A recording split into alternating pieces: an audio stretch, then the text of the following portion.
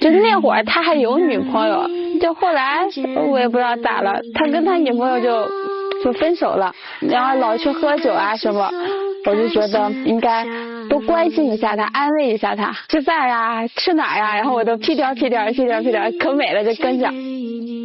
就为了他，我一个朋友都没有。是大冬天的，我自己都懒得起来买早饭的时候，我天天给他买。你像一座孤傲的岛，有自己的城堡。他就总是就是说，哎呀，你回家好呀，就说的特别好，说的特别宏伟的那种。后来我就觉得不对劲了，他以前的那个女朋友就回来了。你要是还喜欢他的话，那你就直接跟我说呀。本来是好好的，他一回来吧，就爱答不理的，我真不明白他到底怎么了。做梦也会笑，全世界的人不知道，我不在乎。逼我离开到底是为了什么啊？这是小雷的一个心理的问题。接下来让我们掌声请出这对情侣，来，掌声有请。男主人公小超24岁，来自山东，是一名网店的店主；女主人公小雷23岁，来自湖南，现在自由职业。来，有请两位。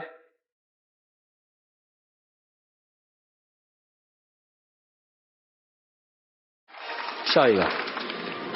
笑不出来啊。当时你看到他那个笑脸是什么样的？我看那个有一行字幕哈，曾经因为你的一个笑脸，我爱上了你，是什么样的笑脸？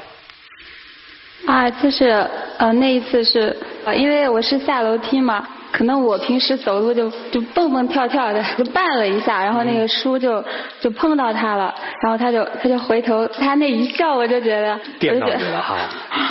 不是，我就觉得哎呀，我就感觉特别温暖的那种感觉，然后我就开始先调查他身边的哥们儿啊什么，就先打好群众关系了。哦，你够痴心的了哈。那个时候他还有女朋友是吧？我知道他有女朋友之后，我就说那就跟哥们儿一样吧，我没有就去破坏啊什么的。没有说你破坏，别那么害怕。后来我也不知道怎么，然后他们就分手了。他那一段时间心情特别不好，然后每天都去喝酒，喝得特别醉，也不好好吃饭啊什么。每天早上我就跑到学校食堂去给他买早点，我也不知道他爱吃什么嘛。星期一就是买那种包子和粥，然后星期二我就会买饺子和那种豆浆，然后星期三我就会买那个饼啊什么。然后我就让他那个朋友就偷偷的给他放到那个，还不是你去放啊？就不太好嘛。我就说让他朋友给他放到他的那个位置上。然后就平时大家一起出去吃饭呀，他要是就喝多了什么，我就给他买点牛奶呀什么。你就这么伺候着他？差不多吧。就这样，多久以后你成为了他的女朋友了呢？就有一次他生病了，感冒了，有点发烧，然后我就找那个24小时那个不关门的那种药店，发烧药啊什么感冒药、咳嗽药，买了一大堆给他了。可能是这个就感动他了吧，然后就慢慢，然后我俩就好了。谁表白的呢？这个口是我开的。说实话，跟女朋友分手那阵子，我确实是只是把他当哥们儿吧。但是后来慢慢的，他成为了我生活的一个习惯，有这样一个人照顾着你，突然觉得很温暖。我就说，你看咱俩从同学做起，从哥们儿做起的，大家互相知根知底儿。要是咱俩在一起，挺好的。乐坏了吧？你当时得。你喜欢他吗？当然是喜欢呀。那你干嘛轰人家回去啊？毕业留在你身边不就完了吗？他也可以留在北京啊。是这样的，我比他大2届，毕了业以后我在北京开了自己的那个淘宝网店。他是今年毕业，专业呢在北京就是不是很好找工作。他妈妈自己一个人在老家，父亲呢在外地工作。他妈妈就是说，女儿，我在就是家乡这边给你找一个工作，稳定工作，有银行职员，希望他能回来。这个事儿一说呢，他肯定是反对的。当时我就说我挺支持你妈这个想法的。那你为什么支持我妈呀？那你在北京不是没有稳定工作吗？我可以慢慢找呀，我又不是说我不找工作。我肯定是为你好啊。你就是现在就是想让我走，这么多都是在找借口。他为什么事儿找借口？就是那天他那个手机在房里放着一直响，然后我就看了一下他那个短信，说忘不了他上网的时候又有人跟他说乱七八糟，说这么一大堆，我也忍住了。后来就我们朋友就跟我说，那个谁回来了，问他有没有告诉我。那个谁是谁呀？我前女友。前女友回来了呗。但是他没告诉我呀，而且之前一直都特别好，就是在我发现那个短信呀、聊天啊什么之后，他就开始，哎呀，我觉得吧。你妈说的挺对的，你还是回家挺好的。然后你看吧，那个工作又好，你又不用在外边跑，然后还有钱，然后你妈妈身体也不好了，就找了好多理由。这是两码事儿。那之前为什么没有呀？就他回来之后就不对了。不是正好赶上了吗？那为什么你大晚上吃饭，三哥也可以送他回家，你干嘛非得送他回家呀？而且吃饭你干嘛要瞒着我呀？你可以跟我说呀。你这种性格的人跟你一说，你不得上房顶去接瓦去呀？你哪次跟我说我没有听？你哪次跟我说我没有相信你？我不是故意不告诉你，就是说就是多一事不如少一事嘛。这么说吧，小超，你心里还有没有你前女友？没有。真没有，真没有。那你为什么送他回家？我送他回家就是那么晚了，还有三哥他们呀，都可以送，你干嘛偏偏送他？当时三哥他喝的也有点多了，我也知道他家住哪儿，然后你要是送他，你还得问你家住哪儿，怎么地的，然后他自己都喝成那样了，我说那我就送吧。那是他的事儿呀，你到现在你都记得那么清楚。我没有别的意思，我压根儿就没可能。那你前女友在心里还有你吗？确实像他说的，他可能现在后悔了，但是他后悔了那是他自己的事情，我已经。那你可以跟他说呀。我是想跟他说呀，那这一阵你说了吗？我还没来得及跟他好。你愿意说吗？我愿意。好，从你们俩一上场的时候，我们就把你前女朋友的热线电话就接在了我们的演播室。姑娘你好啊。喂。啊，来吧，小超。不是这电话谁找的？你管他谁找的，你说嘛，反正你想说嘛，来。喂。你好，我们聊天你都听见了吧？听见了。你现在对小超还有感觉吗？怎么说呢？你说他心里不清楚吗？这也不用我明说了吧。之前我们是曾经有过一段很美好的感情，也给我记忆里留下了很美好的一个回忆，但是是你当初主动选择放开我的手。可是我们当时不是有原因的吗？我也是被逼无奈呀，我也不想的呀。你现在能说你心里真的一点都没有我吗？你心里是最心底最柔软的那个位置真的没有我吗？这不是心里有没有你的问题，是当时你已经提出了分手，然后我在那段痛苦的日子里，我找到了自己的另一半。那么你对于我来说就已经是过去式了。是因为你非常痛苦，你最虚弱的时候，他趁虚而入了。不是他趁虚而入了，他真的是在我身边照顾着我，然后我也真的是真心的感动了，不是趁虚而入。我们相比一下，从我们之间的爱到你跟他的爱，到我们俩从各方面什么长相、气质、家庭背景什么的，我哪一点比他差？我哪一点不比他好呀？你是比小磊优秀点，但是那你再优秀，我们也已经是过去式了，大家都是成年人了，两个人在一起谈恋爱，首先是有爱，再一个也需要两个人坚定的走下去啊。既然你当初选择了放弃，那么我也有重新选择幸福的权利吧。可是我当时也是被逼无奈的呀，我也不想的呀。这么多年，我心里根本就忘不了你，你真的就这么愿意想要选择他就放弃我吗？那你忘不了我，我当时给你发短信说我们和好吧，你怎么不回我短信啊？当时不是因为有原因的吗？我真的是不想的。可是我现在过了这么长一段时间沉淀下来之后，我终于想明白了，我心里最爱的那个人还是你，我相信你心里最爱的人也是我。那么既然爱存在，我们为什么不考虑再试一下呢？而且你刚才也说了，我哪都比他好。不是，你有一点说错了，我现在心里没有你。有啊，你听见我说话了吗？这是媒体人王老师啊，来，王老师啊。我想问一下你啊，前段时间你们两个的这个相处过程中，你觉得他有没有复合的意思呢？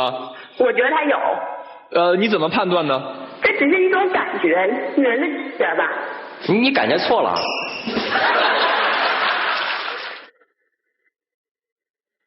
我首先给你解释一下，当初我那么多解释，咱们就打开天窗说亮话，你就来个明白的吧，到底是要他还是要我吧？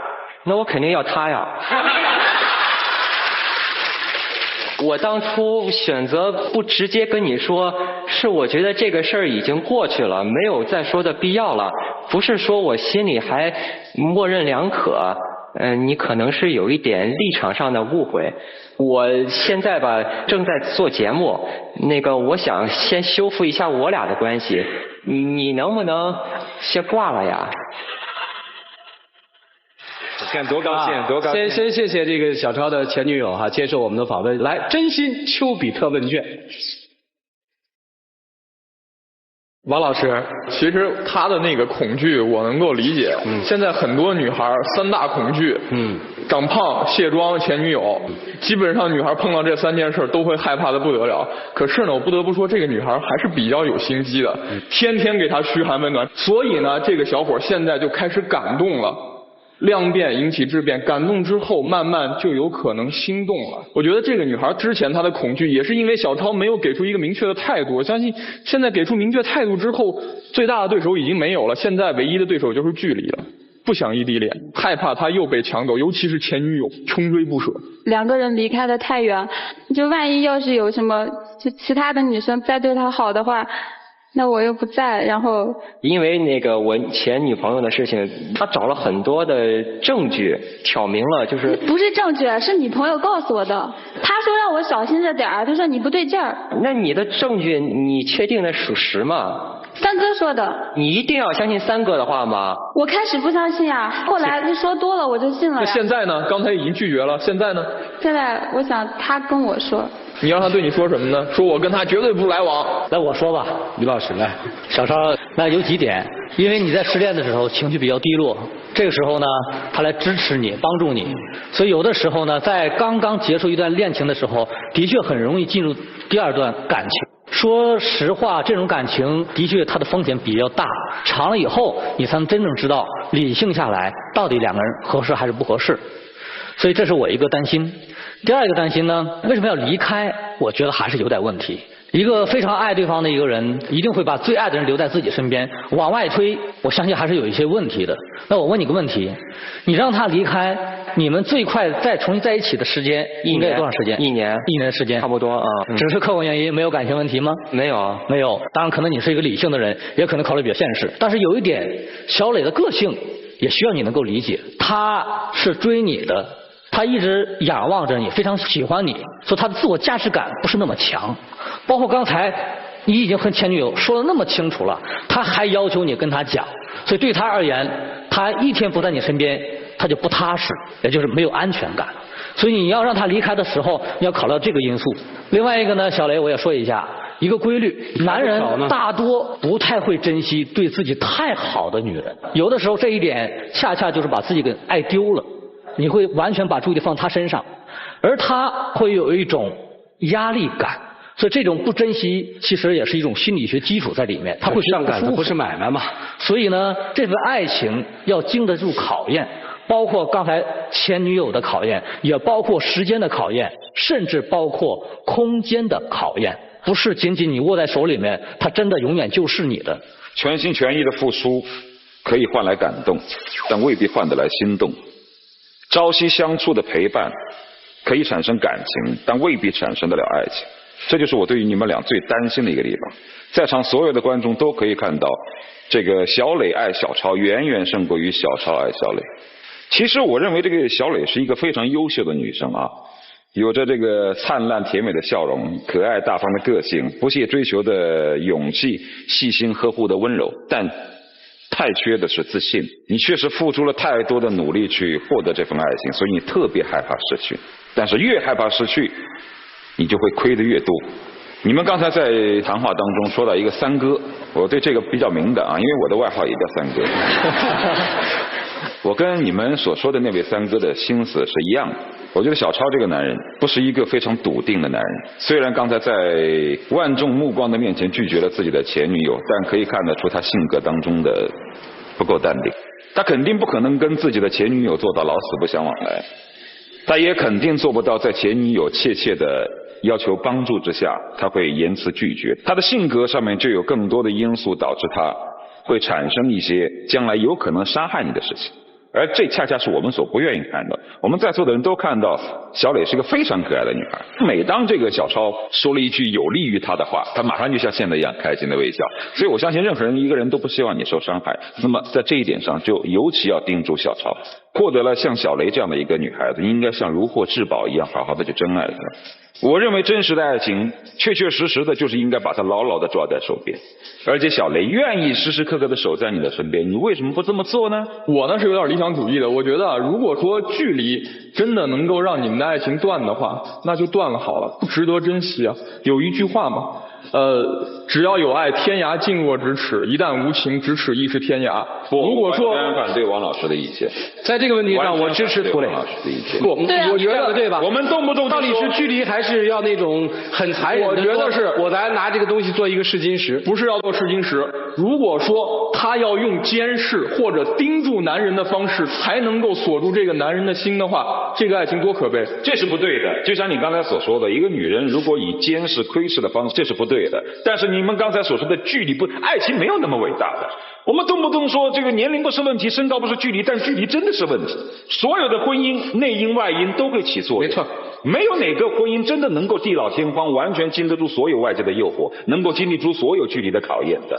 可是我觉得如果说真心相爱的话，能够经受得住那考验。别人说了呀，那个什么1丈之内才是夫呀，那我都回湖南了，他在北京，那就不是了。盯住一个人，监视一个人，有一天你盯不住了，他照样能跑。是我的，我一定要争取。对，不争取就不是我的了。没错，但争取的方式不能够是那种，就像王老师所说的，一天到晚就不是过激的。这个我没有。给予他充分的信任。他老出去玩，我没说。而且我敢告诉你一点，如果你们一旦分开，你去了湖南，他在北京，一定出事。但这个出事肯定是被动的，他主动去出事，他不太可能。如果出事不要就好了，你那套巴甫洛夫求爱法用在其他男人身上，一定可以成功的。不是谁说我会出事？大家都觉得你会。我觉得我不会啊。说你会被动不出事，你会被那再被动，我也有自己的。哎，是啊，虽然我们的这个说法支持的这个角度不一样，但是大家几乎一致认为他一定会出事。那至少说明一点，他优秀嘛。听完朋友说过之后，我还有几个问题想补问一下。来，一起进入踏浪旁观者评。哪个是小超的朋友啊？这三哥。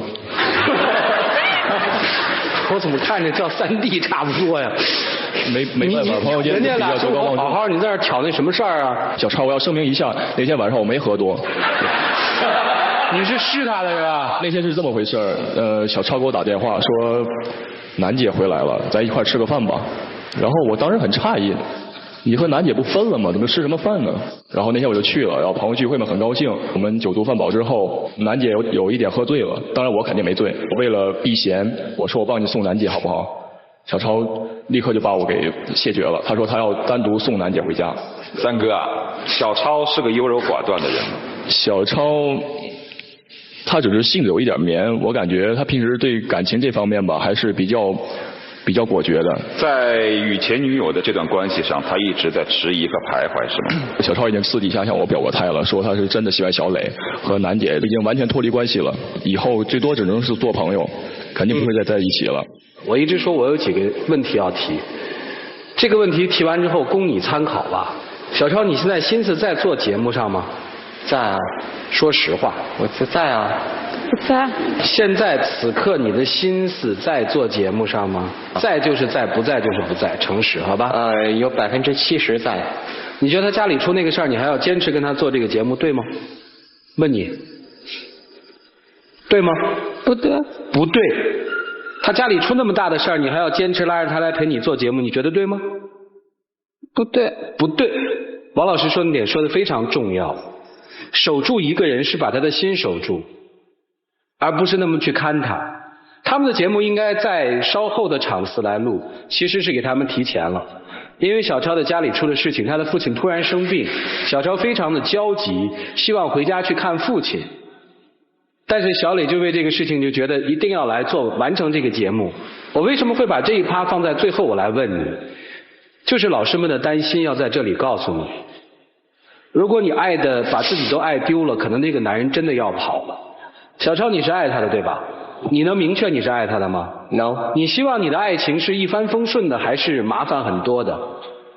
肯定希望一帆风顺。好，如果我告诉你说你的想法很好，在他家他有一个很好的工作，等你的网店开好了，你可以搬到他那儿去。可是在这1年当中，也许有男生就追他，把他追跑了。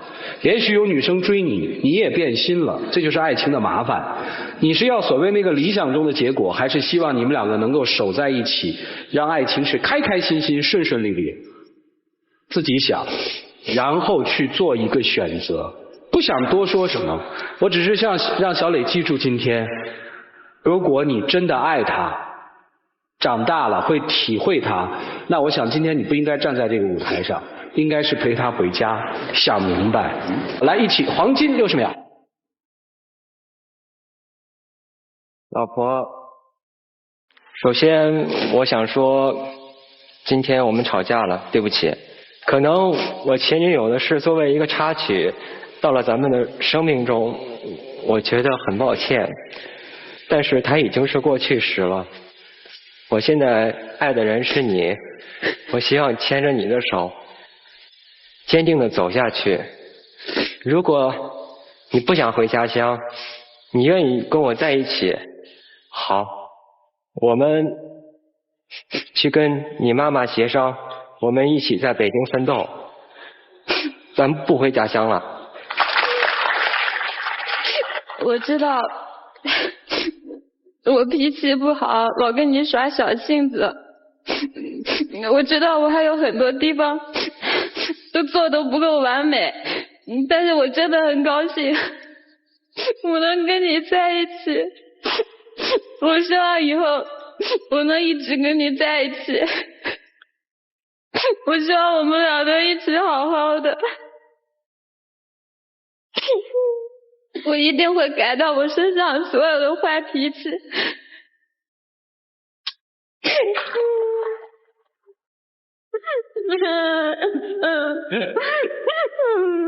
起灯吧，起灯吧，起灯吧，起灯吧，时间也到了啊！咱还让他们回去吗？不回去了，不回去了，我都快看哭了，就站这儿吧啊！你刚才叫他什么来着？老婆。订一下婚好吧？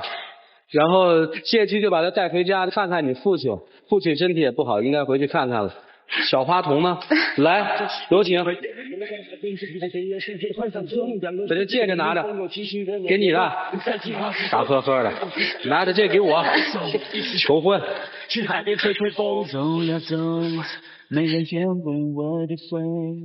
从打今儿起，我只愿意对你掏心掏肺，对别人狼心狗肺。嫁给我吧。